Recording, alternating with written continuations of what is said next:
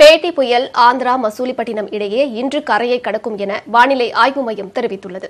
இதன் தொடர்ச்சியாக சென்னை நிலவும் வானிலை சூழல் குறித்த தகவல்களை நமது செய்தியாளர் சேனாதிபதி தருகிறார். இப்பொழுது பார்க்கலாம்.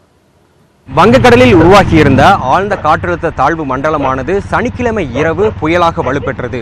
பெய்ட்டி என பெயரிடப்பட்டுள்ள இந்த புயலானது இன்று பிற்பகல் ஆந்திர பகுதியில் கரையை கடக்கும் என வானிலை ஆய்வு மையம் தெரிவித்துள்ளது. சென்னைக்கு வடகிழக்காக 260 கிலோமீட்டர் தொலைவிலும் ஆந்திராவிற்கு தென்கிழக்காக 220 கிலோமீட்டர் தொலைவிலும் மையம் கொண்டுள்ள பெய்ட்டி புயல் சின்னமானது மணிக்கு 16 கிலோமீட்டர் வேகத்தில் வடக்கு மற்றும் வடமேற்கு திசையில் நகர்ந்து கொண்டிருக்கிறது. அதிதீவிர புயலாகவே நகர்ந்து கொண்டிருக்கும் பெய்ட்டி புயலானது ஆந்திராவின் காக்கிநாடா மற்றும் மசூலிப்பட்டினத்திற்கு இடையே கரையை கடக்கும் எனவும் எதிர்பார்க்கப்படுகிறது.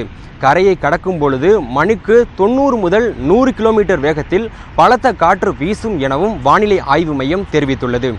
ஏற்கனவே ஆந்திர மாநிலம் மற்றும் புதுச்சேரி பகுதிகளுக்கு ஆரஞ்ச் அலர்ட் விடுக்கப்பட்டுள்ளது. மேலும் புயல் கரையை கடக்கும் பொழுது கடல் சீற்றம் அதிகமாக இருக்கும் என்பதால் ஆந்திர மாநிலம் மற்றும் வட தமிழகம் மற்றும் புதுச்சேரி ஆகிய பகுதிகளில் உள்ள மீனவர்கள் கடலுக்குள் மீன்பிடிக்க செல்ல வேண்டாம் எனவும் எச்சரிக்கப்பட்டுள்ளனர். மேலும் இன்று புயல் கரையை கடக்கும் பொழுது பலத்த காற்று வீசும் எனவும் ஆந்திர கடலோர பகுதியில் அதிகனமழைக்கு வாய்ப்பு இருப்பதாகவும் சென்னை, காஞ்சிபுரம் மற்றும் திருவள்ளூர் ஆகிய பகுதிகளில் மழை பெய்ய வாய்ப்பு இருப்பதாகவும் இந்திய வானிலை ஆய்வு மையம் தெரிவித்துள்ளது.